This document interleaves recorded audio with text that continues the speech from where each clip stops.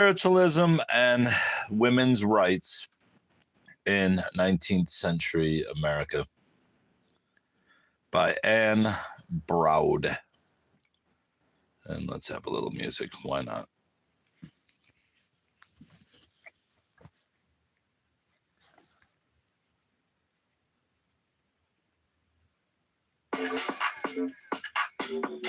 This ain't the music. It was a fucking commercial.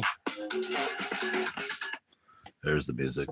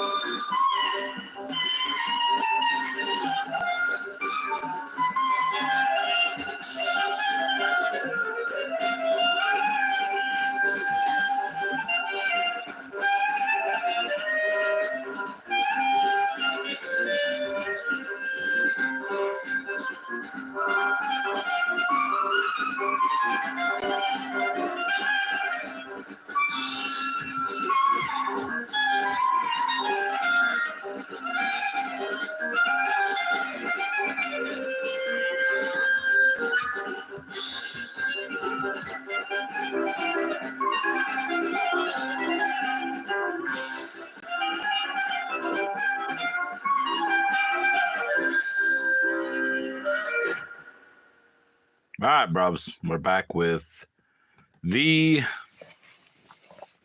Radical Spirits, Spiritualism, and Women's Rights in 19th Century America, starting with Chapter 5. And I need to update the information before I start.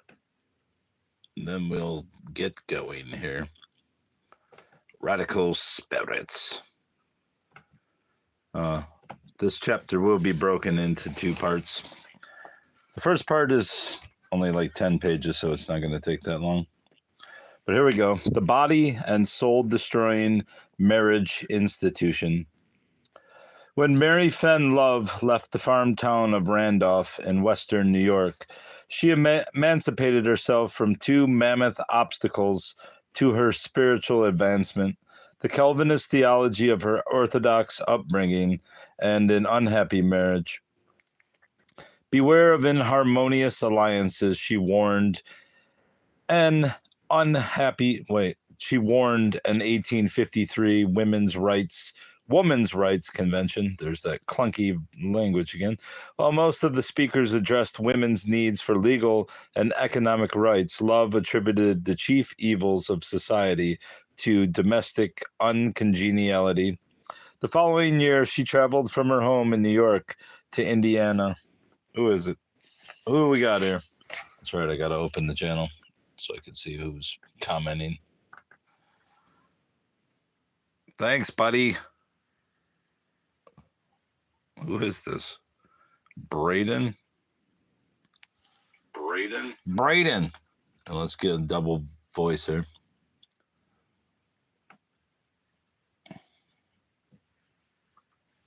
I got time to spare. Come on, load. I'm using my kid's old Chromebook from like 14 years ago, so maybe not 14 years ago, but 10 years ago. Good job, Braden Malone. Thanks, buddy.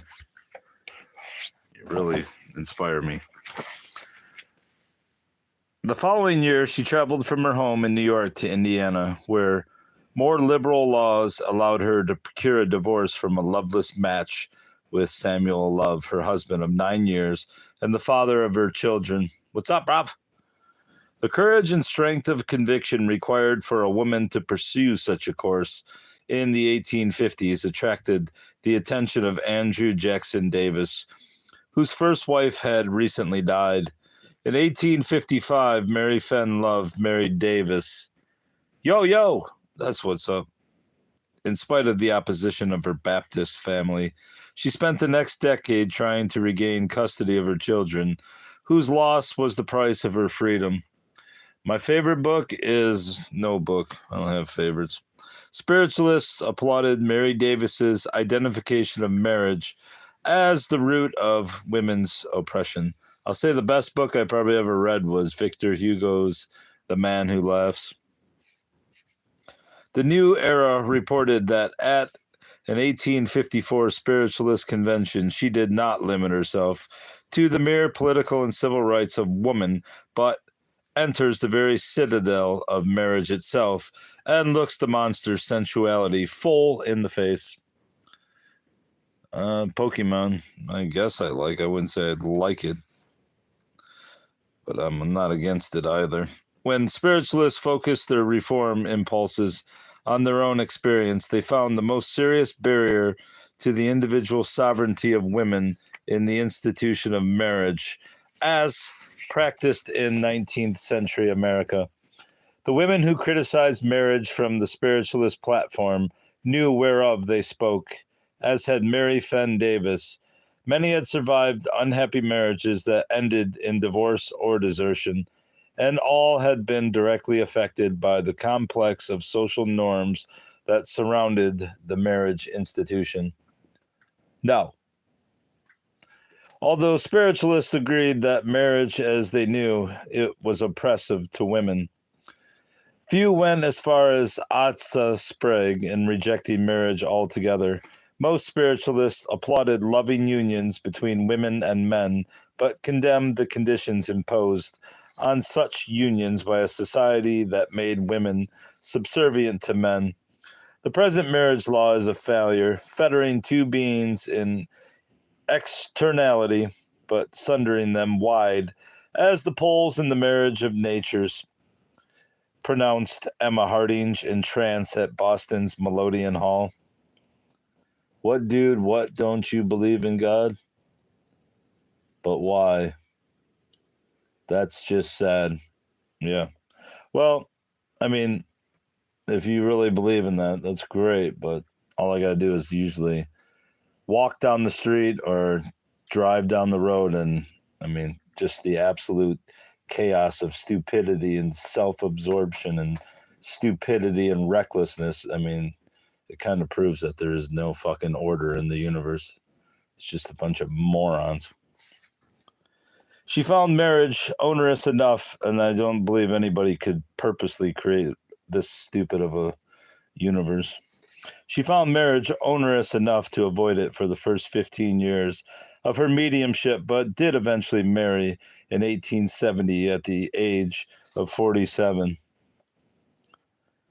Spiritualists recognized that a new order in which women enjoyed complete equality must include a revision of men's roles in relation to women, and especially a reformation of the relationship between women and men in marriage.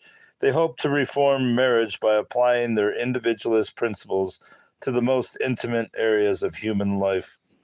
They used the same concepts that guided their campaigns for social change to criticize the relations between husbands and wives, the choice of marriage partners, the relations of parents and children, and the nature and amount of sexual intercourse, both inside and outside marriage.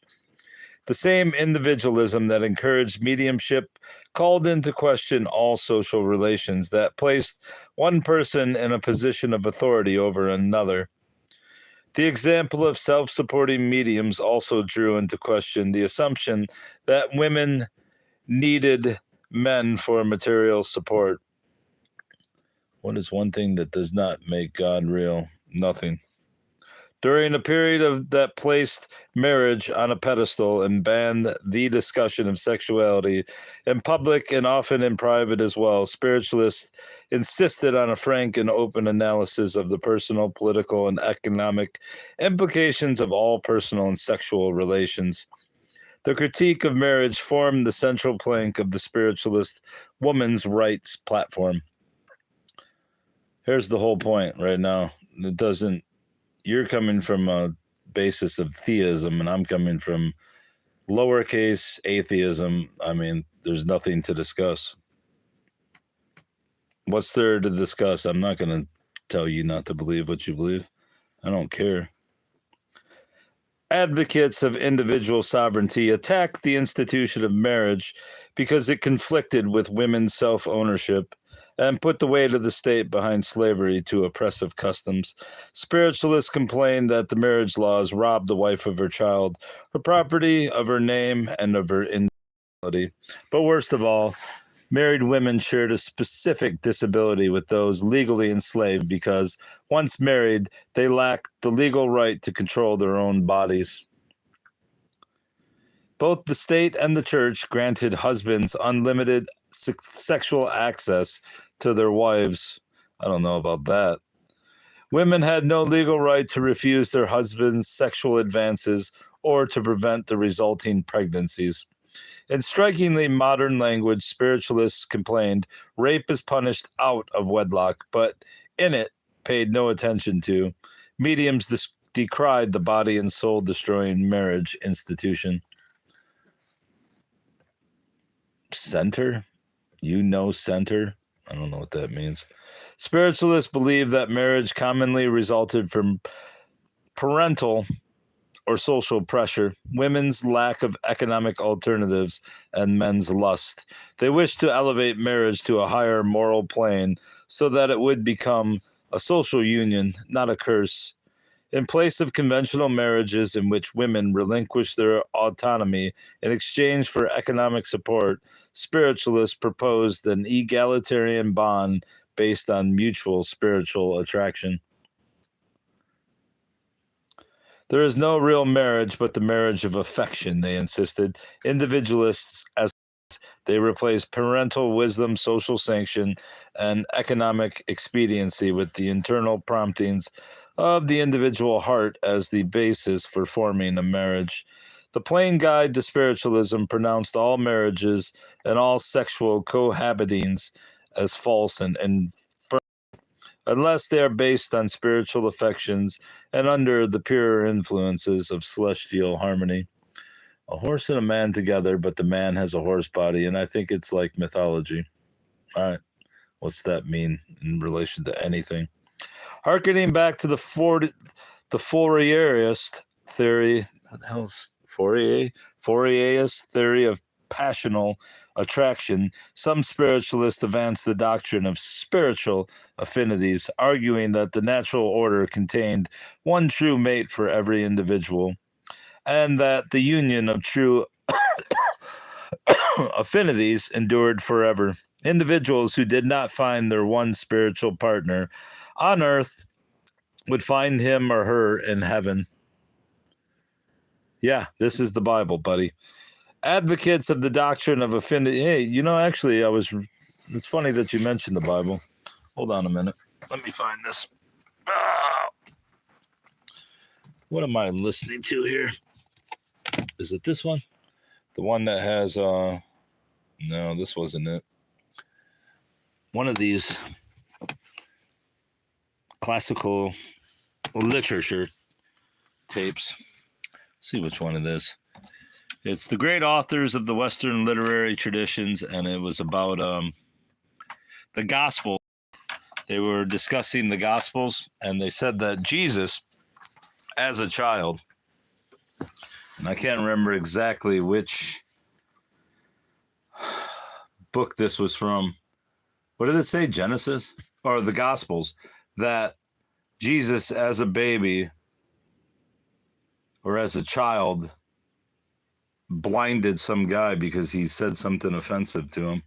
And I'd never heard of that. I also never heard of the fact that certain people were trying to kill Jesus when he was a baby.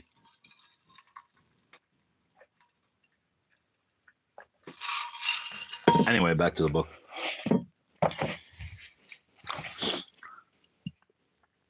Where was I?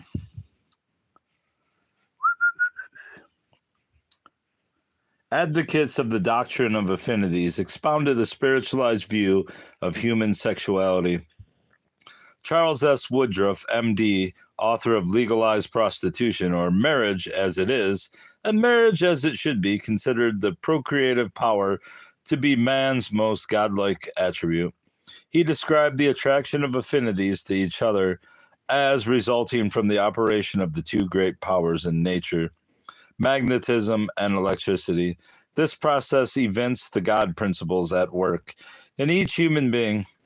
Henry Wright concurred on the religious significance of sexuality. He found that no man can be what he was designed to be till by marriage the spirit of a woman has entered into him, to refine, beautify, and strengthen his peculiar nature and assimilate it to the divine.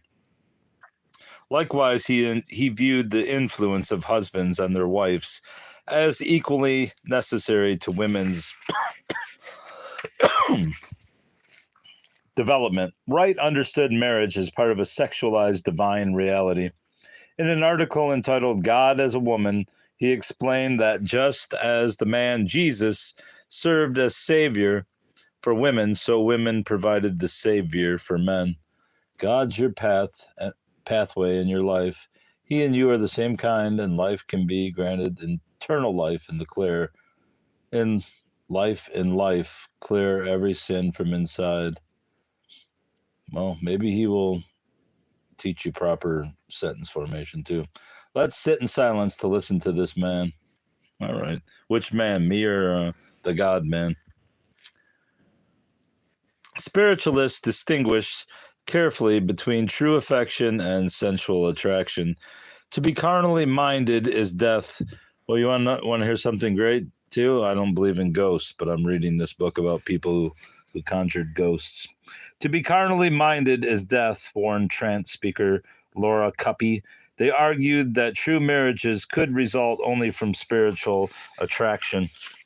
I'm going to go back to a point here. At a national convention, Henry Wright introduced a resolution committing spiritualists to avoid all customs, habits, and practices that tend to develop and strengthen the animal appetites and passions at the expense of the higher and more spiritual elements of our nature. Yet spiritualists viewed conjugal love as an exalted idea and appropriate sexual feelings as part of the natural order that drew affinities together. All the passions are, in their idea conception, good and noble, explained medium Charlotte Beebe Wilbur, and only become vices when they become warped and contorted by the inadequacy of the corporeal medium through which they attempt to realize themselves in acts. Because it's about mediums in the 19th century and spiritualism, which basically started the whole seance movement. Spiritualists attributed dire consequences to false marriages and hoped for great things from true ones.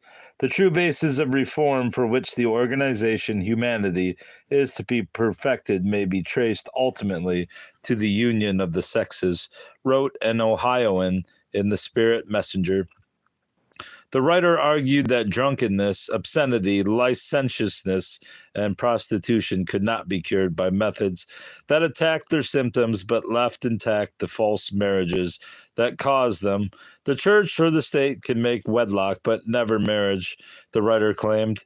But he expected the true marriage of persons of good physical organization to result in high moral and intellectual development and an exalted spirituality that would ultimately produce a race which shall have no propensity for wrongdoing. I'm going to go back to this part because I don't believe this was the general state of affairs in the 19th century. Both the state and the church granted husbands unlimited sexual access to their wives. Women had no legal right to refuse their husbands' sexual advances or to prevent the resulting pregnancies. In strikingly modern language, spiritualists complained rape is punished out of wedlock, but in it paid no attention to. Mediums decried the body and soul destroying marriage institution. I just don't believe that was the majority of marriages. I mean, it might have been for some people, but it hardly seems likely in the age of chivalry. Anyway, marrying for money. Medium Lizzie Doughton asserted that fewer women would marry if they had wages equal to men's, and therefore had the option of supporting themselves. She might have been right, because now it's more equal. She advocated legislation requiring employers to pay women equal wages for equal work. Well, that's fascism right there, and socialism. Doughton, dependent on her own hard-earned resources from an early age, knew how few economic alternatives women had to marriage. She had supported herself by teaching and sewing before becoming a trance speaker and writer. The remunerations denied woman for her labor is niggardly, and that's not the N-word. It's an actual word, which means miserly. For by it, woman is driven to crime, degradation, and prostitution. Mary Fenn Davis told the huge crowd at the Rutland Convention. Spiritualists viewed women's economic independence as a prerequisite to true marriage.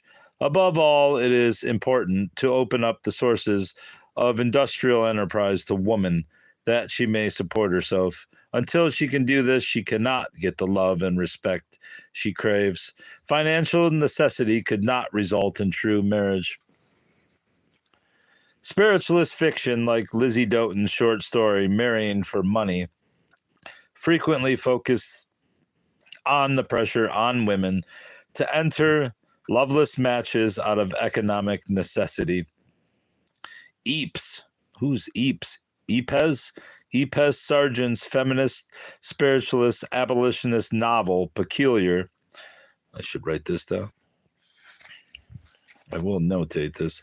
Described the common plight of slaves and defenseless wives forced into legal subjugation to unscrupulous men through economic exchange. It paralleled the story of a virtuous slave sold down the river by a fickle owner with that of an innocent white woman, first sold by a needy parent to an old man and then betrayed by her own uncalculating affections to a young one. The young husband feigned adoration until his bride's expected inheritance failed to materialize. Spiritualists portrayed marriage as a perilous venture for women. Do you, a partner like a dog or cat or something like that, like a friend? I don't know what that means. Does that mean, do I have one? The law has no lash, no prison for the scoundrel who tricks a confiding woman out of her freedom. Sargent complained, success consecrates the crime and the victim when her eyes are at length open to the extent of the deception, and the misery must continue to submit unless she is willing to brave the ban of society and the persecutions of law. Why is my chat thingy lagging? Who knows? Why is anything? Why? Spiritualists saw a direct connection between economic and sexual abjugation, or subjugation, not abjugation. They compared marriage to prostitution because both gave men sexual access to women in exchange for economic support. The law grants the husband a right to the person of his wife, said Mary Davis, and from this has grown up the system of legal prostitution to the gratification of lust. Their critique of marriage engendered sympathy for prostitutes who work for money. They argued that the double standard forced women into prostitution by leaving no other means of support for women shunned by society because they were the victims of seduction. Lois Weisbrucker criticized the hypocrisy of those who condoned marriage but condemned prostitution. Women prostitute their bodies daily to the abuse of legal brutes, called husbands, she wrote, and calling them virtuous, shrink from the very touch of the garments of the more womanly woman who is prostitute illegally. That's some great English. Forced thereto by the damnable edict of respectability because she loved impurity of soul and trusted illegally. Mediums were especially concerned by the plight of prostitutes. Emma Hardinge, the most conservative of the popular trance speakers, tried to secure the support of spiritualists across the nation for her plan for a self-sustaining institution for homeless and outcast women. During the early 1860s, she lectured and tried to raise money for this project. Mediums Malvina Townsend and Anna Middlebrook supported the project and helped keep it before the public. The project attracted a good deal of attention, including a mass meeting of Cooper Union, a petition campaign, and Hardinge's personal appeal to the New York State legislature for an appropriation. But spiritualists refused to provide material support. Of course they did. A collection at the huge Abington Grove meeting netted only $20, and Hardinge felt compelled to abandon the project until such time as the public mind should be free to sympathize with such a movement. Hardinge's project undoubtedly suffered from spiritualist distaste for organizations and suspicion of permanent institutions, which doomed all such proposals. But Hardinge also received articulate opposition from her more radical co-religionists. They criticized her proposal because it treated the symptom of women's oppression while ignoring its underlying cause, whereas landlords refused to rent to Hardinge because the inmates of her house would not be respectable. Radical women objected that this and similar proposals perpetuated the double standard by placing men and women on different moral planes. The women's opposition shocked male proponents. The only true method for the reform of outcast females, so-called, according to medium Mary Thomas, is not to exclude them from the world and houses of refuge or reform, but to place them on an equality with their seducers, extending to each equal opportunities, equal sympathy as well as equal condemnation. Mrs. H.M.F. Brown and Juliet Stillman agreed that if women had rights, could vote, and could support themselves, they would not need protection or charity.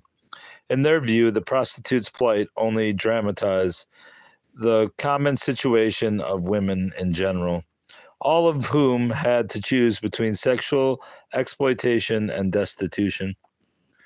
Lizzie Doughton also criticized Hardinge's proposal to reform prostitutes because she thought that moral reform was meaningless without economic opportunity. She urged society to provide alternatives so that women would not have to enter prostitution. Most damning of all to conventional morality, Doughton suggested that many women appreciated the advantages of life in prostitution. Kind-hearted women who attempted to aid their fallen sisters in returning to a path of virtue actually envied the lot of the prostitute as better than their own, she claimed. I doubt that. Perhaps mediums identified with prostitutes because they perceived parallels in the nature and conditions of their work. At a convention in Maine, a medium was controlled by a spirit who gave an account of her unfortunate condition. in the form as a prostitute at 5 points. The belief that spirits took over the medium's organism and used it as a vehicle for their own ends suggests that mediumship, like prostitution, could involve relinquishing the use of one's body for pay. An unconscious woman in a seance room faced the same vulnerability encountered by prostitutes, although to a lesser extent. Medium Maddie Hall, infamous for her free marriage with her lecture partner, Moses Hall, remarked late in life that fully 2/3 of those who go to mediums go with the direct intention of being alone with a lady and offering an insult. Others, by their very first questions, show that they are in spiritualism for the loaves and fishes. In other words, to prostitute it to mercenary purposes.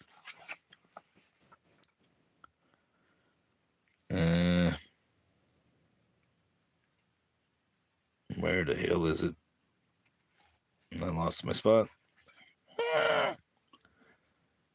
Oh, there we go. Mediums viewed their susceptibility to spirits as they did their sexuality. It was something that could either be exalted or debased, depending on the conditions under which it was practiced. In A Defense of Mediumship by M.J. Wilcoxon, told the story of a promising young medium taken advantage of by an unscrupulous man, one of the sharks of carnal ambition, who hoped to enrich himself at the medium's expense. Under his management, all kinds of promiscuous magnetisms were admitted to the medium mystic circle, to say nothing of the positive, oppressive, and even tyrannizing influences of his, no, I don't have a cat, impetuous and exacting disposition. Under these conditions, the manifestations gradually assumed the character of sheer imposture, and the medium was publicly denounced. Her mediumship discredited, she became even more dependent on her exploiter. Too poor and lonely to make her own terms, with no means of procuring subsistence, she consented as the sewing woman consents to the terms of her employer. With an arrow in her soul and only a choice between the two, mediumship and proscription, shall I say prostitution. Oh, then who's the cat in your channel? I don't know what the fuck you're talking about. Oh, those are stray cats. I've banished them from my videos because this channel's about books, not cats. Wilcoxon's description of the choice between mediumship and prostitution may have been realistic. Then again, I saw one of the stray cats today, Fana Cat. He was here at my porch when I went to work. Mediums, like prostitutes, were shunned by respectable society and excluded from other employment or from advantageous marriages because of their profession. Mediums' public roles and heterodox beliefs placed them outside accepted standards of respectability. Thus, they shared to some extent the risks prostitutes experienced because they were assumed to be loose women. Most important, mediums and prostitutes shared an acute awareness of the limited economic alternatives to marriage and the thin line that separated all women from destitution. The women who agitated the reform of marriage had firsthand experience of the wrongs they attacked. Mary Fenn Davis's marital history has already been recounted. One of the most outspoken critics of marriage, Mary Grove Nichols, fled an abusive marriage, returning with her child to her father's home. In an autobiographical novel, she portrayed her first husband, Hiram Gove, as brutal and greedy. He left her in peace because he owed her father money, but repossessed their daughter. Mary was forced to kidnap her daughter and flee across the state line, since the father automatically retained legal custody of the child. Although little is known of the biography of Mrs. Hannah F.M. Brown, she was apparently divorced before she began her career as a newspaper editor. Warren Chase recorded that he met her in 1856, still struggling in bondage and waiting for freedom impatiently, which she soon after found. Cora Wilburn and Lizzie Doughton who never married, criticized the marriage-centered social order from the outside. Their difficulties as single women made them appreciate the extent to which women were coerced into marriage.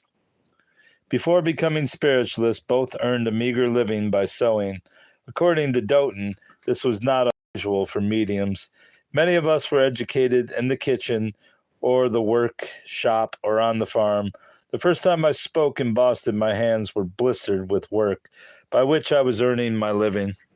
While Doughton achieved independence as a premier trance speaker, Wilburn, an immensely spiritualist author, escaped poverty only briefly. Well educated and raised in luxury in a southern family of German Jews, Wilburn had been orphaned and left insolvent. Now many throng around me. My pen thoughts and impressions are lauded, she wrote in 1860, but this was not always the case. 7 years ago, none praised me. I was a toiler at my needle then, and aristocratic spiritualism knew me not. And yet I could lay claim to most of the attributes of ladyhood. I had been a dweller in sunny southern climes, unaccustomed to labor of any kind, an only child and a spoiled one. Worldly reverses made of me, for my soul's good, one of the sisterhood of toil. Who aided me in my investigation of my own soul's destiny? Humanity did not, but God and his ministering spirits did. I have 1,000 dogs and 10,000 cats. I have 10 million acres where all these animals live. Wilburn's, actually, I got a fucking ark too. I take them on the ark and I sail across the world and distribute them. Wilburn's material success lasted only a few years. She was never able to support herself independently after the Civil War.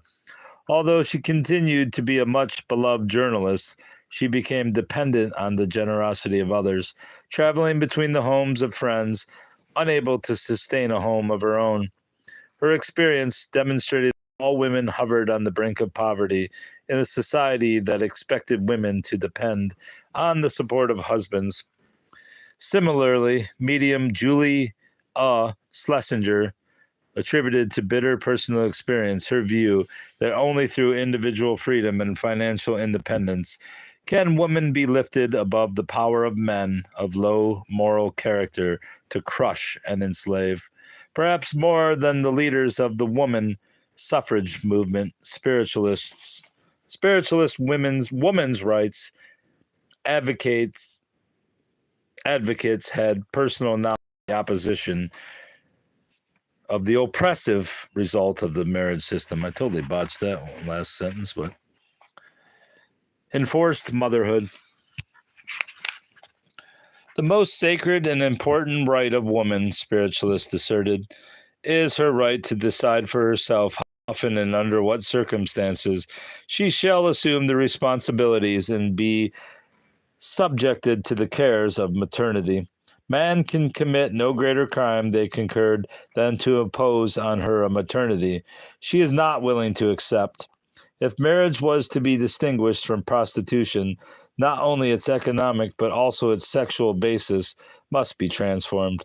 When the 8th National Women's Rights Convention met in 1858, Henry C. Wright congratulated its participants for having caught on list because they had finally discussed a resolution supporting a woman's right to decide for herself whether to bear a child.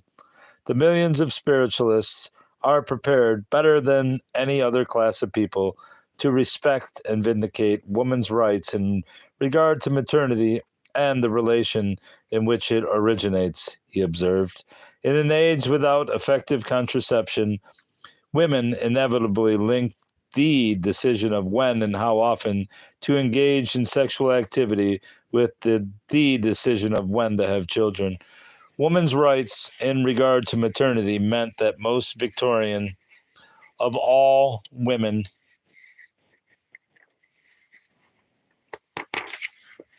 women's rights, the right of wives to withhold sexual access from their husbands, a right the law denied. Spiritualists understood men's unrestrained sexual desire as a threat to woman's autonomy. Wives are brutalized by their husbands' passions until threatened with death from physical drain of repeated pregnancy. Unwanted maternity turns mothers into murderers and abortionists. The husband pleads his legal rights, and the priest and the marriage institution sustain him. Nothing short of giving woman the right to control their own person and to say when and under what circumstances she is willing to take upon herself the maternal relation will remedy this great evil. Spiritualists blame men for enforced motherhood with its concomitant liabilities. There is no joy on earth compared to that of a willing mother, and no sorrow to that of an unwilling one. And what but man's animal passions ever make unwilling ones? Asked Mrs. S.H. Walls in The Banner of Light. To a male correspondent who blamed unwanted pregnancies on women's ignorance, she responded emphatically, "This is not so. Marriage reformers insisted that if women controlled sexuality, there would be fewer better children. There is not one child in 100 that is begotten with the consent of the mother," argued Dr. Juliet Stillman Severance. A mother of 3, she viewed enforced maternity as one more impediment to women's entering the professions or other gainful occupations. There is no more reason why all women should be housekeepers and mothers than that all men should be farmers and fathers, she said. The declining birth rates of the period suggest that spiritualist rhetoric reflected popular sentiment. Women bore progressively fewer children throughout the 19th century, and the decade 1840 to 50 produced the doctrine of affinities, and the spiritualized marriage showed the greatest decline in the birth rate of any decade. Apparently, married women increasingly limited intercourse with their husbands. Spiritualist diatribes against the sexual exploitation of women by their husbands persisted even after domestic feminism, and Victorian mores reduced the average number of births per woman from 7.04 at the beginning of the century to 3.56 by the end.